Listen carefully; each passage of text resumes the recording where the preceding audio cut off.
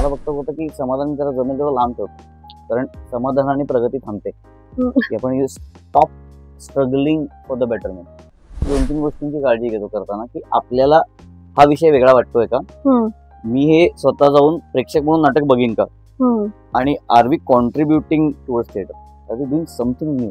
आणि त्यांनी मला एक महत्वाचं वाक्य बोलले होते, जे मी अजूनही माझ्या कानात येते. ते म्हणले होते की जर का तू लहान मुलांना डायरेक्ट करू शकलास तर जगात कोणाला पण डायरेक्ट करू. एका मुलाने तर काय झालं, मिसकरी चेंजेस केले, हे झालं ते झालं, आणि मी निघालो आणि तिने मागून घट्ट मिठी मारली. काय आलं, मज्जा आली दादा. हाय, हॅलो, नमस्कार. मी रुचा मुळे. रोलिंग स्कोप या चॅनलवर तुमचं मनापासून स्वागत. आज आपण अशा अभिनेत्यासोबत गप्पा मारणार आहोत ज्याची रंगभूमीशी नाळ जोडली गेली असं मला वाटतं. कारण जो सिनेमांमध्ये दिसतो, नाटकांमध्ये दिसतो, पण नाटकांवर त्याचा वावर इतका सहज सुंदर आहे की मला वाटतं की तो रंगभूमीवरचा अभिनेता आहे. असा हा अष्टपैलू अभिनेता सूरज पारसनीस. सूरज, तुझं खूप स्वागत. थँक्यू. आत्ताच मी जसं म्हणाले की तू रंगभूमीवरचा अभिनेता आहेस असं वाटतं, कारण तुझा इतका सहज, सुंदर आणि छान वावर आहे रंगभूमीवर. तर या रंगभूमीशी तुझी नाळ कशी जोडली गेली? झालं असं होतं की गणपतीमध्ये आपल्याकडे कार्यक्रम होतात ना भरपूर, तर तशा याच्यामध्ये एकदा वऱ्हाडने आलेला लिंडनलाचा एक प्रयोग आपल्या कॉलनीत चालला होता. आणि तेव्हा मी साधारण 3रीत होतो, आणि त्या समोर मला काहीतरी त्यांनी जे सादरीकरण केलं ते माझ्या डोक्यात असं फिट बसलं. कसं मला माहित नाही. मला अजून आठवतं, असं चटाया टाकून खाली बसतो आपण, कार्यक्रम बघतो. आणि ते सगळं बघितल्यानंतर मी घरी येऊन त्याची गंमत पण करत बसायला लागलो, की त्याचे विविध पात्र करायला लागलो. हे माझ्या बाबांनी मार्क केलं, त्याला काहीतरी बहुतेक हे दिसतं. मग मी असं एका स्पर्धेत आम्ही भाग घेतला, मग त्यात जिंकलो. मग त्यानंतर एका वर्कशॉप बाबांनी शोधून काढला. नाट्यसंस्कार कला अकादमी यांचा प्रकाश पारखी माझे पहिले गुरु.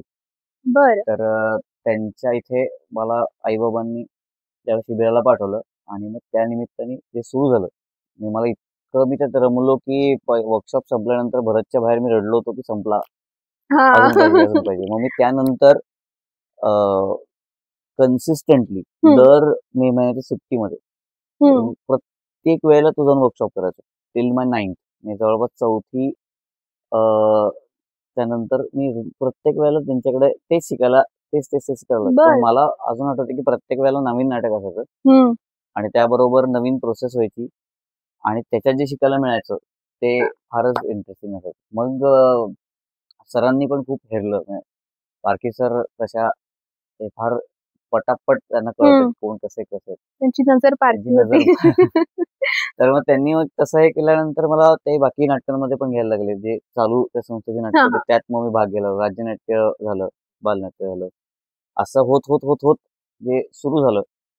तर एकदा अजून एक गंमत अशी झाली की त्यानंतर दिग्दर्शन आयुष्यात आलं, आणि ते आलं इयत्ता 9वी मध्ये. आपल्या साधारण कॉलनीमध्ये किंवा आपल्या मित्रमंडळामध्ये कळतं की हा नाटक करतो. बरंच लवकर 9वी म्हणजे बरंच. हो, पण तेव्हा त्याला दिग्दर्शन म्हणतात ते मला माहित नव्हतं. म्हणजे झालं असं होतं की अशा क्लासेस असतात ना, ट्युशन्स आणि याच्यात त्यांचे गॅदरिंग्स असतात.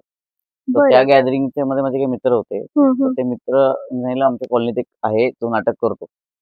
तर ते आले तर माझ्याकडे की काय आहे का. माझ्याकडे ज्या स्क्रिप्ट मी केल्या होत्या आतापर्यंत, त्यांनी म्हटलं हे घ्या, हे बसवा, आहे माझं. तर त्या मुलगा गेला आणि त्याच्या मॅडम म्हणलं की ज्याने दिली स्क्रिप्ट त्याला बोलून आणा. मग इकडे गेलो, ते म्हणलं की हे बसव तूच, आम्हाला नाही झेपणार. म्हटलं ओके. म्हणलं बसवायचं म्हणजे काय करायचं तर मला याचा अंदाज नव्हता. म्हणलं ओके, हे वाक्य बोला बोला, आणि कळायला लागलं की हे झेपणार नाहीये, म्हणजे हे घडणार नाहीये. मी त्यांना म्हणलं की आपण असं करूयात का गंमत, मी सांगतो, आपण ठेवून दिसतो, आपल्याला मनात येईल ते मी करत जाऊ. मग त्याला इम्प्रोव्हायझेशन म्हणतात. हे मला कॉलेजमध्ये गेल्यावर कळलं की अच्छा, हे आपण जे केलं त्याला इम्प्रोव्हायझेशन म्हणतात वगैरे. सो आम्ही इम्प्रोव्हाइज करत करत करत करत एक छोटंसं नाटक स्किट ते बसवलं, आणि तिकडं त्याचा एक 2 दिवसात तिकडे प्रयोग केला. तर त्याला दिग्दर्शन म्हणतात. हे मला 11वीत गेल्यावर कळलं. अच्छा, आपण ते जे केलं होतं त्याला दिग्दर्शन म्हणतात. तर मला सरांनी नंतर असं केलं होतं की ओके, नवीन स्पर्धा आहे, त्याकरता एक बालनाट्य बसव. म्हणजे दिग्दर्शन केलंच नाही कधी. ते म्हणले की जमेल, तुला आवडेल तसं कर, असं म्हणून त्यांनी तो विश्वास टाकला. आणि त्यांनी मला एक महत्वाचं वाक्य बोलले होते, जे मी अजूनही माझ्या कानात येते. ते म्हणले होते की जर का तू लहान मुलांना डायरेक्ट करू शकलास तर जगात कोणाला पण डायरेक्ट करशील. तर ते खरंय ही फार गोष्ट. खरं होतं. आणि मग त्यानंतर जे असं हे झालं तर फ्लो मध्ये. फ्लो मध्ये मग अभ्यास सांभाळून हे नाटक असतंच, म्हणजे नसतं असं मला माहिती नाही ते. तो प्रत्येक वेळेस तसा करत करत करत करत जे सुरू झाले मग आयुष्यात बीएमसीसी नावाचा खूप महत्वाचा घटक आला. बीएमसीसी मध्ये मी मेनली नाटक घडलं. बर. खूप खूप संस्कार झाले माझ्यावरती नाटकाचे. आणि त्याच्याच त्याच्यामध्ये सगळे मित्र भेटत गेले, मग थिएटर सुरू झालं, असं सगळं होत होत नाटक हा भाग तेव्हापासून जो आहे तो तो आहेच आहे. आहेच. पण मग थिएटर कसं सुरू झालंय? त्याच्यात नाट्यसंस्कार कला अकादमीमध्ये मला इयत्ता साधारण 8वीच्या शिबिरात शिवराज वायचळ भेटला. शिवराज आणि मी एक काम केलं, त्यानंतर आम्ही अजून एका बालनाट्यात काम केलं. त्याच्या आधीच्या एका बालनाट्यात ओंकार गोखले मला भेटला होता. आणि असं होत साधारणतः जेव्हा आमची 10वी झाली, आम्ही 11वीत आलो आणि मग मोठ्यांची नाटकं करू असं एक साधारण आपापलं काहीतरी करू. आणि सर पूर्ण सपोर्टिव्ह असायचे, तुम्हाला हवं ते करा असं. ते आमच्या पाठीशी खूप खंबीरपणे उभे होते. तो त्यांचा मोठेपणा आहे की त्यांनी मला काही करायला थांबवलं नाही. तर आम्ही आपलं करायला लागलो आणि काम करायला लागल्यानंतर मग एक वी वॉन्ट चार्ली नावाचं एक नाटक आम्ही करत होतो. ते चार्ली चॅप्लिन वरती बेस्ड होतं. आणि त्यावेळेला पारखी सर तेव्हा चार्ली चॅप्लिनचं काम करायचं. तर ते त्यांच्या मुलीकडे अमेरिकेला गेले आणि त्यावेळेला मला कोणीतरी अजून शोधत होतो आम्ही. व्यक्ती हवी आहे. तर त्यावेळेला तिकडे विराजस कुलकर्णी त्यात एंट्री झाली. त्यांनी फक्त माझ्याबरोबर एवढ्या करता काम केलं की चार्ली चॅप्लिनवर नाटक, ह्या बेसिसवरती त्यांनी नाटक झाला. कारण तो आमचा म्युच्युअल फ्रेंड निघाला. आणि त्यानंतर एक साधारणतः भेटल्यावरती ओके एक जुळतं ना काही जणांबरोबर, वाइब्स कनेक्ट होतात आपण म्हणतो. जुळलं. तेव्हापासून जुळलं, ते जुळलंय. मग एकत्र आम्ही नाटकं करायला लागलो. मग करायला लागल्यानंतर आयुष्यात अजून एक व्यक्ती आली, सुनील चांदोरकर, ज्यांनी माय थिएटर कॅफे नावाचा एक त्यांचं संस्था चालवतात. त्यांनी एक नाटक बघितलं आणि मग ते आमच्या बरोबर होते. ते म्हणले की फक्त एवढंच आहे की तुमचं ऑडियन्स डिवाइड होतोय. नाट्यसंस्कार कला अकादमी इज नोन फॉर लहान मुलांचं खूप मोठं कार्य आहे. बालनाट्य विकास, व्यक्तिमत्व विकासमध्ये ऑलमोस्ट 40च्या वर वर्ष त्यांनी काम केलं. तर you need to have your own identity नाव, कारण तुम्ही सगळे त्या ओरिएंटेड काम करा. सरांशी बोलून की असं, ते म्हणले तेव्हा त्यांनी पाठिंबा दिला, हो हो हे कर. आणि मग घरी जाऊन तेव्हा नेट अजून फोन मध्ये नव्हतं आलं, याच्यात होतं आपलं कम्प्युटर मध्येच होतं ते तेव्हा. गुगल केलं काय ते थिएटर. त्या थिएटरन हा शब्द इंटरेस्टिंग वाटला, म्हटलं करायचं काय. तर सगळ्यांना ते आवडून फार दत्ताच्या देवळात चर्चेतनं निघालेला विषय, त्यातनं नाव काढलं. आपल्याला फक्त बॅनर लागतं एक, हा भाग होता. त्याचं काहीतरी एवढं करायचंय पुढे वगैरे असं काहीच हेतू नव्हता. त्यामुळे नाटक करायला आवडतं आणि नाटक करण्याकरता आपल्याला एक काहीतरी एक हे लागतं. कशा बाबा कुठनं करताय तर इथनं करतो, म्हणून थिएटर सुरू झालं. त्याला बाकी काही असं विजन किंवा आता आपण आयुष्यात हे करू वगैरे असं काहीच नव्हतं. पण लोक एखादं नाव शोधायचं असेल ना तर अगदी काय काय ह्याला म्हणजे मराठी भाषा सोडून इतर भाषांमध्ये काय म्हणतात, कसे म्हणतात हे शोधून काढून मग काहीतरी एक नाव शोधतात. पण तुम्ही थिएटर म्हणजे हे असं क्विक शोधलेलं नाव आहे. अर्थ खूप आवडला होता. ग्रीक मध्ये place where you practise theatre is theatre, असा त्याचा अर्थ होता. आणि तो सगळ्याच त्यांनी बसला. ऐकायला म्हणजे मला खरं सांगायचं तर खूप असा काय नाव द्यायचं वगैरे असं काही विचार नव्हता आम्हाला. तर आम्हाला वर काहीतरी लावायचं, ते सोडून काही नव्हतं. बरं लकीली काय झालंय, वेगळ्या फील्ड मधले सगळी लोक आम्ही एकत्र आलो. शिवराज आणि विराजस हे डिझाईन फील्ड मधलं प्रचंड काम केलेले आहेत. झटक्यात लोक तयार झाला होता. पुढच्या दिवशी आमच्याकडे लोक होता, सगळं ते डिजिटली सगळं बघत होते. त्यांचे फोटोशॉप त्यांना केव्हापासून यायचा. अशी टीम मिळाली पाहिजे रे आयुष्यात प्रत्येकाला. हे लकीली ते सगळं जुळून आलं होतं. त्यामुळे ते कशा प्रकारे सुरू झालं थिएटर, ते अजून सुरू आहे. आणि म्हणजे मला वाटतं अनेक विद्यार्थी आता त्याच्यामध्ये घडत आहेत थिएटरांमध्ये. ऑनेस्टली विद्यार्थी नाही म्हणत, पार्टिसिपेंट असं मित्रच म्हणतो की इट्स लाईक की वर्कशॉप आहे, त्यात सगळे जे जमतात आणि मग त्याच्यानंतर काही जण बरोबर राहतात. त्यातून मग तसं होत होत तो ग्रुप वाढत गेला, प्रोडक्शन वाढत गेली, मग गोष्टी आपोआप होत गेल्या. 2-3 गोष्टींची काळजी घेतो करताना की आपल्याला हा विषय वेगळा वाटतोय का, मी हे स्वतः जाऊन प्रेक्षक म्हणून नाटक बघीन का, आणि are we contributing towards theatre, are we doing something new, म्हणजे नवीन. याच्याबद्दलची प्रत्येकाची संकल्पना वेगळी असते. पण आपल्या सगळ्यांना जे नवीन वाटतंय त्या खरंच नवीन आहे का, यात सगळं फिट होत असेल तर प्रोडक्शन ओके आता करूयात. या क्षेत्रामध्ये असं स्वतःची एक वेगळी ओळख निर्माण करणं हे फार प्रचंड चॅलेंजिंग आहे. कारण रोज कोणाला तरी अभिनय क्षेत्रामध्ये यायचंय, कोणाला तरी अभिनेता अभिनेत्री व्हायचंय. तू तुझी ओळख कशी निर्माण केलीयस याच्यामध्ये? म्हणजे तू काय वेगळे एफर्ट्स घेतलेस? काही नाही, कन्सिस्टंटली काम करत राहणं हा फार महत्वाचा घटक आहे. कारण कन्सिस्टन्सी तर पाहिजे खरं. प्रॉब्लेम काय होतो की आपण एक काहीतरी काम करतो, एक नाटक आलं त्याचं आणि समजा ते काय बरं निघालं आणि लोकांनी आपल्याला अप्रिशिएट केलं की असं वाटतं की हा जमलं, तर ते खूप समजून घ्यायला पाहिजे की खूप तात्पुरतं आहे, क्षणभंगूर आहे, हे संपणार आहे. आपल्याला पटकन बॅक टू झिरो कसं सारखं येता येईल आणि कसं असं वाटतं एक समाधान हा खूप महत्वाचा विषय आहे. तुम्हाला नक्की कशात समाधान आहे आणि मला फक्त होतं की समाधान जरा जमेल तेव्हा लांब ठेवतो, कारण समाधानाने प्रगती थांबते. आपण you stop struggling for the betterment. त्यामुळे असं एक नाटक झालं असलं, एक प्रयोग झाला असला तरी असं आर वी कम्प्लिटली सॅटिस्फाईड नाही ना, मग करतो. मग लोकांना काय वाटते, ओके आपले कौतुक होते, आवडते, ठीक आहे, पण ओके अजून काय ते करत राहू, हे जे करत राहणार. कारण रियाज हा भाग आहे ना तो. कारण स्पेशली डिरेक्शनचा जास्त पॅशनेट व्यक्ती, मला रियाज काय, तू डिरेक्ट आपले, त्याला अजून काही रियाज नाहीये. मी कितीही इंटरव्ह्यूज बघितले, कितीही वाचलं, त्याबद्दल अभ्यास केला, तरी अनटिल अनलेस मी त्याचा वापर करत नाही तोपर्यंत ते काहीच उपयोग होत नाही. त्यामुळे कन्सिस्टंटली करत राहिलोय तेव्हा करायला आवडतं. त्याचं ओळख करून निर्माण करू असं असेल तर ती कधीच होणार नाही असं वाटतं. कारण तुम्ही त्याच्या मागे धावता आणि कार्याच्या पासून लांब जाता. तुमचं फोकस हा कामाचा असायला पाहिजे. मग ते आपोआप बाकीचे त्याचे हे सगळे मला त्याचे साईड इफेक्ट किंवा बाकीच्या गोष्टी वाटतात आणि ते जुळून येतात नंतर आपोआप. हा, मग त्याच्यावर कसं फोकस करून चालेल? म्हणजे it's like as good as आपण असं बोलतो ना की काय कष्ट करा, फळाची अपेक्षा ठेवू नका. फळं समजा तुमची बघत असाल तुम्ही, तर ते प्रॉब्लेम येतात. तुम्ही सारखं म्हणतो प्रोसेस महत्वाची, प्रोडक्ट नाही महत्वाचं. It's never about the performance, it's about the process. Process नीट असले तर ते तुमचा परफॉर्मन्स आपोआपच खुलून येणार.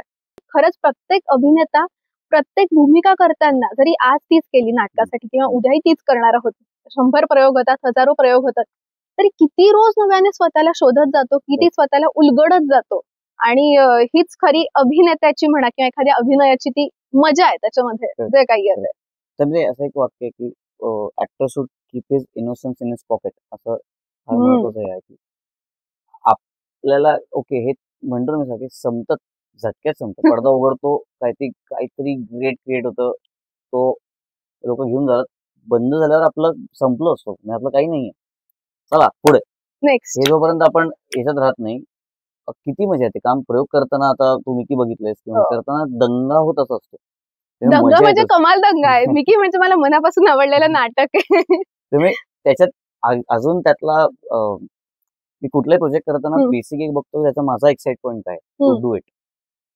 एक्साइट पॉईंट हा फार महत्वाचा घटक असतो. तर त्याच्याबद्दल प्रत्येक एक्साइट पॉईंट हा वेगळा असतो. काही काही वेळेस तो कंटेंट ओरिएंटेड असतो, काही तो कंटेंटचे संबंधही नसतो, काही अत्यंत म्हणजे काहीच नाही त्याला, असं वगैरे पण असतं. पण मिकीचा मला एक्साइटमेंट हाच आहे की मी माझ्या अत्यंत जवळच्या मित्रांबरोबर स्टेजवरती आहे आणि आम्ही काहीतरी करतोय, कम्फर्ट झोन मधलं. कारण आम्ही एकत्र कामच नव्हतं केलं. मी, विराज, शिवराज, ओंकार, आम्ही एकत्र कामच नव्हतं केलं. विक्रांत समोर बसलाय, जो आपला सगळं म्युझिक साऊंड ऑपरेटर आणि सगळं चाललंय, हे एकत्र झालं नव्हतं. आणि लकीली त्या नाटकाला झाल्यामुळे ते आम्ही सहज चालू असतं, ती गंमत येते त्याच्यामुळे, कामाला पण मजा येत असते. कारण त्याच्याकडे काम हा जो शब्द आहे ना, तुम्ही काम काम नक्की कशाला म्हणता आणि काय हे करता, त्याच्यावरती सगळं हलतं आपलं. पण तसं ते मला खूप नाजूक विषय वाटतो. मग तुम्ही जर का कुठल्या हेतूने कुठला प्रोजेक्ट करत असाल, तर तो हेतू तुमचा काय आहे, तो साफ आहे का काय आहे, त्याच्यावरती सगळं तुमचं डिपेंडेड असं मला वाटतं. पण मिकी मध्ये तुझी जेवढी अफलातून भूमिका आहे, तेवढीच तुझी वरवरचे वधूवर मध्ये पण आहे.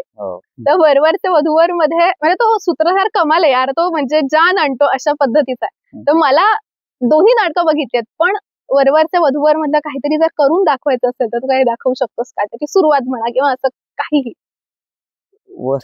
ते ऍक्च्युली त्याचे पांडा हे जे कॅरेक्टर आहे विराला प्रचंड क्लिअर होतं, मला अजिबात क्लिअर नव्हतं. म्हणजे इथंच याला लेखक दिग्दर्शकाची बादशाह तीच म्हणतात तसं येते की हे तूच करायचंय. मी म्हणतो की तुला हे मला काहीच सापडत नाही, मला ट्रस्ट नाही, चल. मग त्यांनी मला काय थोडस बॅक सांगतोय की म्हणलं एक काम करू, आता असं असं करून बघ, मग हे करून बघ. तो म्हणला घरनं काहीतरी आण, गळ्यात काहीतरी ठेवून बघ. मग ते काहीतरी मिळायला लागलं आणि तो म्हणला मी शिलव तुला. येडाय का, प्रत्येक बरोबर एवढे प्रयोग करायचे ते मी शिकून लावून. नाही नाही मिशी लाव, ऐक माझं, तुला हे होईल. आणि फोटोशूटच्या दिवशी मिशी लावली आणि म्हणला आता बघ आरशात. आणि मला काहीतरी वेगळंच दिसायला लागलं की हा अच्छा ओके. म्हणला तो म्हणला तू एकटा वेळासारखं तुला हवं ते बोलत्या याच्याशी. आणि मी लिटरली कोणी नाही समजून मी वाटेल ती नाटकातली वाक्य बडबड बडबड बडबड करता करता करता तसं आपल्याला असं सापडतं ना, लहेजा सापडायला सापडला. लागला. आणि हे हा चोरून बघत होता मला, मी काहीतरी बडबड करताना बघत होता. म्हणला ओके आता एक काम ये कॅमेरा समोर, आता फोटो काढू आणि कर सुरू. तर मी जे आठवडा करायला लागलो त्यातले फोटो त्यांनी म्हणला अच्छा. आणि मला तेव्हा असं झालं की ओके हे साधारणतः ही व्यक्ती, पांडा ही व्यक्ती अशी आहे. ती प्रत्येकाची शोधायची आणि याची वेळ वेगळी असते. त्याच्यातलं असतं तो स्टार्टला येऊन जे तो लोकांमध्ये जे बडबड करतो, कारण बाकीचा कंटेंट हा नाटकातली गंमत त्यातला. आणि त्याचं एक होतं की ऑडियन्स मधनं एंट्री घ्यायची. म्हणलं हे फार ऑडियन्स मधनं प्रत्येक ऑडियन्स, कारण ते बळीचं बकरा म्हणतो आम्ही, जायचंय समोर आणि कोण कुठल्या ह्याच्यात आहेत. कधी ते प्रयोगाला उशीर झाला असतो, कधी कधी बाहेर पाऊस असतो, कधी कधी ऊन असतो. सगळ्या ह्याच्यातनं बसलेल्या लोकांना हे सगळे आलेत बघायला सगळीच उरतला, हे येऊन हा बडबड कोण करतोय इथपासून सगळी सुरत. आणि त्यातनं अजून एक हे पण होतं की अरे स्टेजवर का नाहीये हा व्यक्ती, स्टेजवर असायला पाहिजे ना. कारण असं काही रोजचं नाहीये की आधी काहीतरी चालू होतं आणि मग त्यातनं आपण वर जातो. तर हे सगळं खालती चाललं हे मी, कारण हे का सांगतोय की समोर मी बघितले लोकांना या नजरेने मला बघताना, आणि ते बघताना सुद्धा हे सांभाळून आपलं आपलं चालू ठेवायचं. तर तो टोन सेटर फार गरजेचा होता. तर ते तो ऑडियन्स मधनं असा धावत घुसायचं याच्यामध्ये. अनेक वेळेला मध्ये पिशव्या असतात, हे असतात, दिसत नाही, तडबडालं होतं, सगळे किस्से होत असतात सगळे या सगळ्यामध्ये. बापरे. एनिवे, तर तो पांडा कसा बोलतो त्याच्यामध्ये तो गुण दिसतो. मी घातलं हे असतं, नमस्कार नमस्कार नमस्कार, चांगल्या गोष्टी सोबत बाप्पाच्या नावाने करू म्हणतात, तर बोला गणपती बाप्पा मंगल मूर्ती. हे मला गणपतीच्या नंतर सुचलं की हे आपण ऍड करू. वा वा वा, कपल वाल्या नाटकाले कपल आलेले दिसतायत, लग्न झालेले, लग्न न झालेले, लग्न करून बसलेले आणि लग्न करून फसलेले. इथनं ते पुढं भरपूर काय काय चालू. वा मस्त. या पांडा म्हणतात म्हणजे तसं नाव माझं मयांक. काय मयांक अस्वलच का, पण आई मला लाडाने माऊली म्हणायची. मग मित्रांनी केलं विठोबा माऊली, शीतळ, मग नुसतं विठोबा, मग विठोबा झाला पांडुरंग, पांडुरंगाचा पांडवा आणि आता Panda.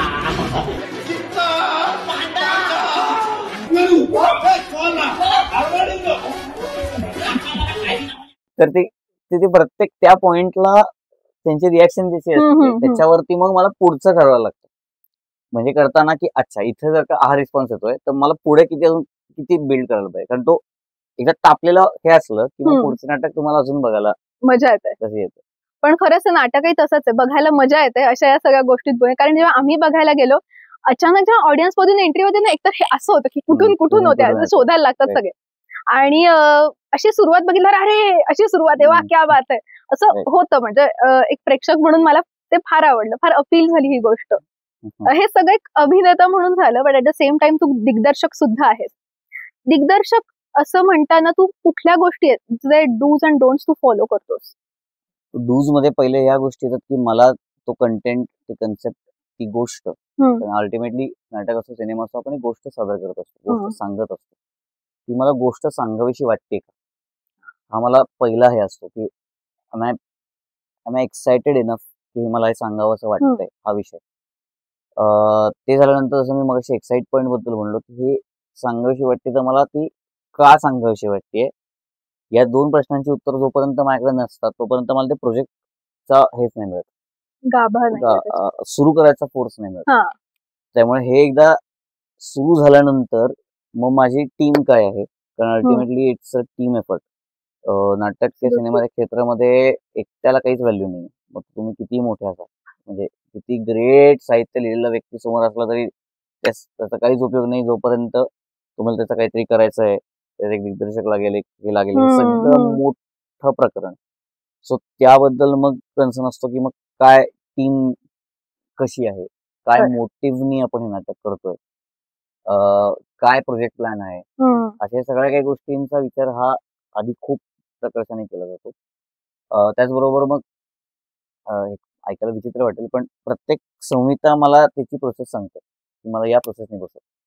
You have to be alert आणि अवेलेबल मेंटली सुद्धा की हे बसवायचं म्हटल्यानंतर इट्स नॉट की इकडं चाल इकडं चाल इकडं जा इकडं जा. That's a difference between a director आणि गुड डिरेक्टर. तो फरक याच्यात आहे की कोणीही सांगू शकतो कोणी कुठं बसायचं हा भाग नसतो. तर या सगळ्याच्या पलीकडे जाऊन ती संहिता तुमच्याशी काय गप्पा मारतीये हे तुम्हाला समजायला पाहिजे. ते सापडलं की मग तुम्हाला ती प्रोसेस डिझाईन करता येते की ओके मी असं उचवेन इथं हे करेन एवढा भाग इम्प्रोव्हाइज करू असं करून बघू. काही गोष्टींचा अंदाज जरी नसला कारण इट्स लाईक दिग्दर्शकाचा परफॉर्मन्स टाइम त्याचा फ्लोर असतो. तो जेव्हा बसवत असतो त्याचा तो परफॉर्मन्स चालू येतो आणि त्याचा तो परफॉर्मन्स प्रयोग सुरू झाला की संपतो. काही करू शकत नाही त्या पॉईंटला. विराजसनी निकी हे नाटक 6 वर्षापूर्वीच लिहिलं होतं. बरं. ते आम्ही 6 वर्ष लागली आम्हाला 2018 साली आणायला. त्याचं कारण असं होतं की मला त्यावेळेला कम्फर्टेबल नव्हतं वाटत. ज्या लेवलचं लिहून ठेवलं होतं म्हणजे हे शेक्सपियरच्या ट्रॅजेडीची कॉमेडी आणि हे पात्रांचं मला हे काय होत नाही. पण मग नंतर कळलं की तो इतका अहेड ऑफ टाइम होता त्यांनी ज्या वेळेला लिहिलं होतं. म्हणजे करेक्ट टाइमला ज्या वेळेला झालं ते चांगलंच झालं. मग म्हणजे खरंच छान झालं त्या वेळेचं. तर तसं तो काही गोष्टी खूप प्रकर्षाने फॉलो करतो. हे या सगळ्या गोष्टी आहेत ज्या तू स्वतः शिकला आहेस आणि आता अनेक जण आहेत तुझ्याकडे शिकायला पण येत आहेत या सगळ्या गोष्टी. तू मगाशी म्हणालास की सरांनी सांगितलं की लहान मुलांना शिकवू शकलास तर मग तू कोणालाही शिकवू शकतोस. आज तू अनेक लहान मुलांना शिकवत आहेस. थिएटर ऑन मार्फत येणाऱ्या सगळ्या लहान मुलांसोबत काम करण्याचा अनुभव तुझा कसा असतो? तो सर्वात भन्नाट होता. मी ऑनेस्टली खूप वर्षांनी लहान मुलांचे वर्कशॉप परत सुरू केले आम्ही. मोठ्यांच्या मी 2017 सालापासून घेत होते आणि त्याच्या आधीपासून मी आयुष्यातला पहिला वर्कशॉप सुद्धा मी लहान मुलांचाच घेतला होता. मी आणि विराजसनी बाणेरला जाऊन एका ठिकाणी तो घेतला होता. आणि बेस्ट पार्ट काय असतो की अजून जगाचा हे झालं नसल्यामुळे त्यांना त्यांचा इनोसन्स हे असतो. आणि हाईट म्हणजे असं असतं की ओके आणि तिथे मी जसा मोठ्यांचा ज्या प्रकारे घेतो तसंच लहान मुलांचा घेतो. मी इकडे कॉम्प्रोमाइज नाही करत की बाबा हे लहान आहेत म्हणून मी जरा आपण जरा खालती होतो काही गरज नाही. तेवढे आहेत भारी. म्हणजे तो आपल्याला तो विश्वास आपल्याला द्यायची गरज. आणि खूप विश्वास या गोष्टीवरती जगातल्या अनेक गोष्टी चालवू शकतात. एका मुलाने तर काय झालं मिसकरी चेंजेस केले हे झालं ते झालं आणि मी निघालो आणि तिने मागून घट्ट मिठी मारली. काय आलं मज्जा आली दादा. तर हे जे बिंदासपणा आणि पट्टापट हे करणं आहे ना कारण आपण त्यांच्या काही अशा कप्प्यांना हात लावतो जे त्यांनाही माहित नाहीत की आहेत. तर त्या पद्धतीने मजाच जाते. याच्यामध्ये अजून एक गोष्ट मला जाणवते कुठलीही कार्यशाळा म्हटल्यावर हल्ली ही गोष्ट होते तू पण फार फेस केली असशील. कार्यशाळा झाल्यावर आमच्या मुलांना मालिकेमध्ये संधी मिळेल का, सिनेमामध्ये संधी मिळेल का, लगेच नाटकांमध्ये झळकतील का हे प्रश्न विचारले जातात. आणि ते कुठेतरी ना एक इन्स्टंट असण्याची सवय लागली आहे. म्हणजे आता हल्ली लहान मुलांचे पण युट्यूब चॅनल्स आहेत, लहान मुलांचे सुद्धा इन्स्टा अकाउंट्स आहेत. म्हणजे हँडल्ड बाय पेरेंट्स जरी असेल तरी ते त्यांचे रील्स वगैरे टाकतात. त्यामुळे इतकं प्रचंड एक्सपोजर ह्या वयात त्यांना मिळतं. आणि अचानक पालक जेव्हा असे प्रश्न विचारतात तेव्हा तू काय रिॲक्ट करतोस आणि काय पद्धतीने सांगतो. कारण मगाशीच तू म्हणालास की एक प्रोसेस आहे. नाटक किंवा कोणतीही कला ही एक मोठी प्रोसेस आहे. मग या प्रोसेसमध्ये इन्स्टंट सक्सेस कसं मिळणार तुम्हाला? तर इथे तुझं काय उत्तर असतं? म्हणजे पर्सनली मला विचारशील ना तर मला सुद्धा ही गोष्ट फार खटकते की असं नसतं. जरा वेळ घ्या, जरा शिका, कारण त्याशिवाय तुम्हाला ते उलगडणार नाहीये. तर तुला काय वाटतं? मी एकतर खूप स्पष्ट क्लिअर करतो की हे आपण इकडं शिकण्याकरता आहे. याच्या पुढे तुम्हाला कधी काम देण्याकरता मी करत नाही.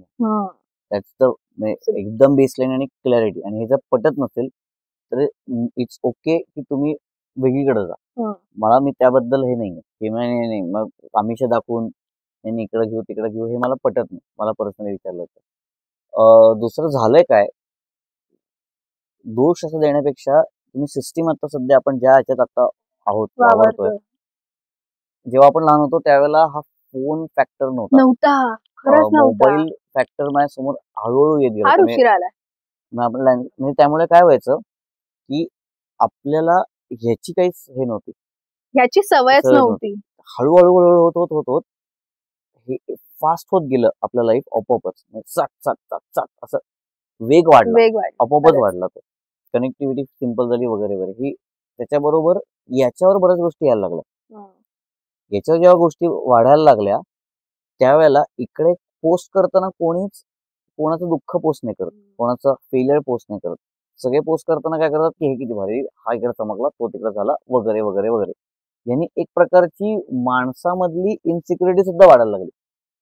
म्हणजे आर्टिस्ट म्हणून इन्सिक्युअर असणं जे पॉझिटिव्ह सुद्धा आहे, त्याचा जर का करेक्ट वापर नाही झाला तर तो राक्षस बनतो. हा जो बेसिक फॅक्टर आहे हा जनरल याच्यात सुद्धा हे होतच. आणि व्हायला काय लागलं, या सगळ्या याच्यामध्ये आपल्याला हे कळलंच नाही की आपली व्हॅल्यू आर्टिस्ट म्हणून ही आहे. मला हे म्हणजे मला कोणाला तरी समजा मी नाही आवडलं काही तर तो मला हे करून टाकणार आहे ऍक्च्युली. तर आपली लायकी आत्ता ही आहे. ही या सगळ्यामध्ये तुम्हाला कुठं फिट व्हायचंय, कसं करायचंय काम, हे सगळ्याकरता जो बेसिक रियाज लागतो ते सगळं मिस होतं की अरे हे लागतं. त्यामुळे मी दोष त्या असं देण्यापेक्षा इट्स लाईक सगळ्यांना अशीच सवय आहे ना, सगळ्यांना हेच ह्याचं होतंय. आणि जर का ते व्हॅलिडेट झालं नाही पटकन तर आपल्यात कधी दोष आहे असं आपणच निर्माण केलेलं फॅक्टर.